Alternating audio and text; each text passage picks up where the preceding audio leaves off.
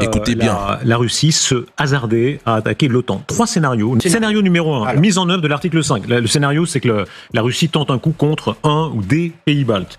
Mise en œuvre d'article 5 de l'OTAN. Scénario 1, donc première hypothèse, la Russie s'arrête, l'OTAN est renforcée mais ébranlée.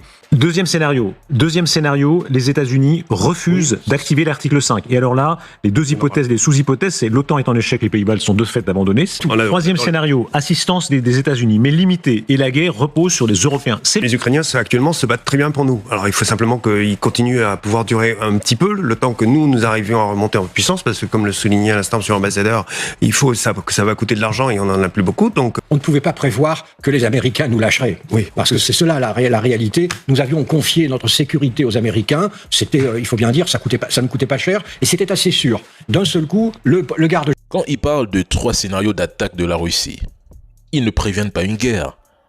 Ils préparent les esprits à l'accepter. Ils savent que la Russie n'attaquera pas et n'a ni intérêt stratégique à le faire, ni la volonté d'ouvrir un front direct contre l'OTAN. Mais l'Occident, lui, a besoin d'un prétexte sacré pour justifier ce qu'il prépare depuis des années. Regardez bien le schéma depuis 2 ans. On fabrique la peur.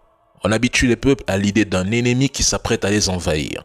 On répète sans cesse que Poutine menace l'Europe, qui refuse la paix, que ses prochaines cibles seraient les pays baltes. Mais ça, ce n'est pas de la prévention. C'est du conditionnement mental. L'histoire nous a déjà montré la méthode. Créer un incident, une explosion, une attaque inexpliquée et désigner le coupable avant même l'enquête.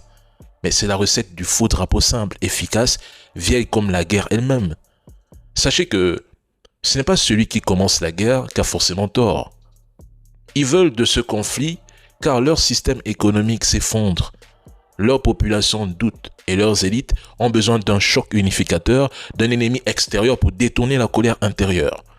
Leur propagande ne vise plus la vérité mais l'émotion. Chaque reportage, chaque discours officiel, chaque exercice militaire, c'est une répétition générale. Ils conditionnent les Européens et le jour où quelque chose se produira, qu'ils l'aient provoqué ou laissé faire, les foules n'auront plus besoin de preuves. Elles auront déjà été programmées pour y croire. Il y a même un qui ose quand même dire que les Ukrainiens se battent très bien pour eux.